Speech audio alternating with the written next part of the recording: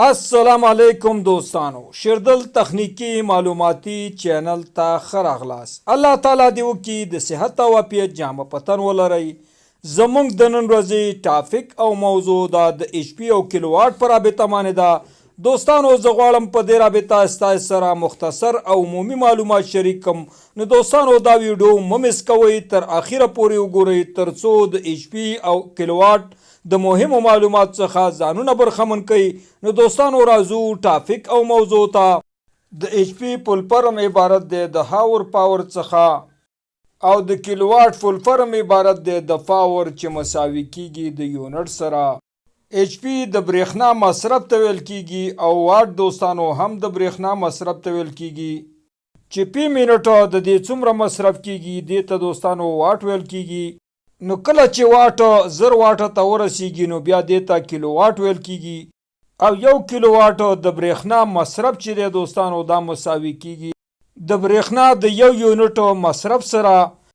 نو کله چې تاسې خپل برېښنایي بیل تاویلوئ په دې صورت کې یونټ جمع کیږي او د یونټ د جمع کېدو وروسته دوستانو د یونټو د ټوټل یعنې د یونټو د مجموعې سره دوستانو د یونټ فی ریټ چې دی دا ورسره ضربیږي.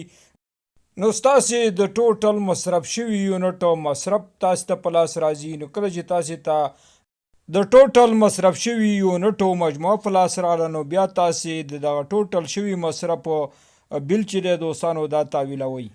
نو دوستانو کله چې ستاسې څخه پوښتنه یا سوال وشي چې ایچ پی لوی دی که کیلو واټ لوی دی نو دوستانو تاسې په وضاحت سره ویلی شئ چې کیلو واټ د ایچ پی څخه زیات دی او لوی دی، ځکه دوستانو چې 1 کیلو واټ مساوي کیږي د 1000 واټه سره او 1 ایچ پی مساوي کیږي د 246 واټه سره. نو دوستانو دا وا زموږ د نن ورځې ټاپک او موضوع چې د ایچ پی او کیلو واټ د معلوماتو په رابطه باندې وه. دوستانو که غواړئ د برق تخنیک څخه ځانونه برخمن کړئ او خپل هر قسم برقي وسایل په خپلو کورونو کې ترمیم او جوړ کړئ نو دوستانو که زما چینل مو نوی سبسکرایب کړئ زما چینل سره سبسکرایب کړئ او که دا ویډیو مو خوښه شوي وي در سره لایک او شیر کړئ د خپلو ملګرو سره.